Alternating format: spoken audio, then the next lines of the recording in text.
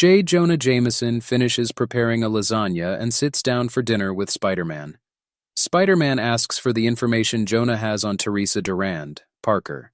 Jonah reminds Spider-Man that he was promised an exclusive 1-hour interview for the information.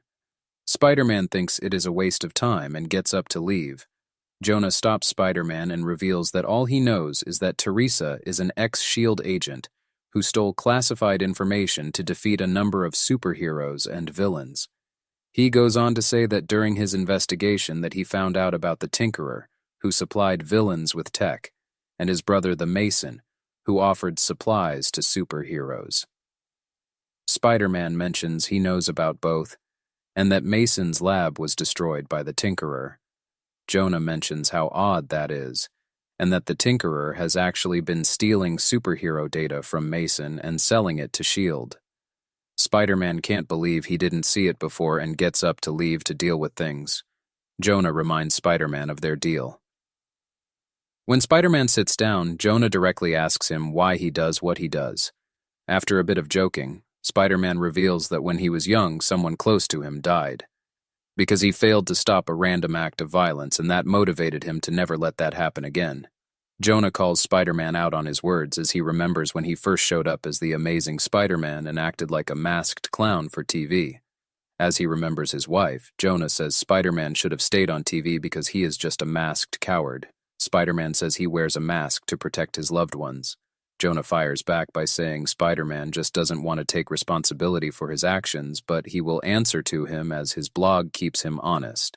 Spider-Man gets frustrated and reminds Jonah how he has on multiple occasions tried to kill him. He then goes on to talk about Jonah's role in creating the Spider Slayers and Scorpion, to name a few that only got in Spider-Man's efforts to save people.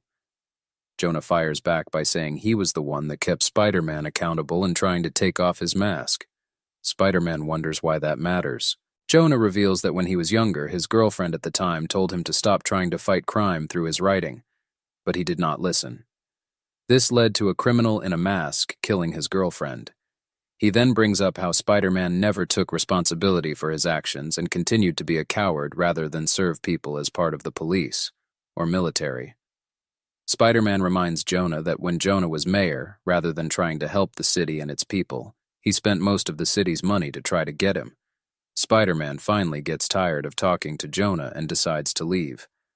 Before Spider-Man can swing away, Jonah reminds him how he did trust Spider-Man for a time, and even gave him property in the city only to betray him.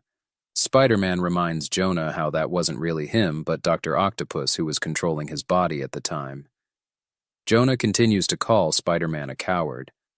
Spider-Man laughs, which further angers Jonah for how he continues to laugh and wisecrack his way through life. Spider-Man finally has enough and tells Jonah that Jonah has become blinded by his own vendetta, that he forgot to help anyone. Jonah finally breaks down and admits that he knows deep down that he has nothing, and that all his decisions have led him to lose those closest to him, citing recent events as an example. Feeling bad, Spider-Man tries to cheer Jonah up, but Jonah tells him to leave. Rather than leave, Spider-Man decides to take off his mask and reveal that he really is Peter Parker, much to Jonah's shock. Peter tells Jonah that the reason he is Spider-Man is because of his Uncle Ben, and that he hopes revealing his identity will break the cycle they've been in since the beginning. Peter then notices that on Jonah's laptop there is a headline promoting the interview with Spider-Man on Jonah's blog. Peter quickly puts on his Spider-Man mask back on and reminds Jonah that he trusted him. Spider-Man leaves just as the FBI break down Jonah's door. One of the FBI agents tells her boss that Spider-Man is gone, but that Target 2 should be open to be taken in without resistance. In an alley, Spider-Man finds a spot to change back into his normal clothes. Peter then heads inside his while he thinks about how he will have to speak with Jonah later about everything. As he goes up to his apartment, Peter realizes that the FBI will probably be after his civilian identity as well. Right outside Peter's apartment, FBI agents surround the area and prepare to arrest Peter.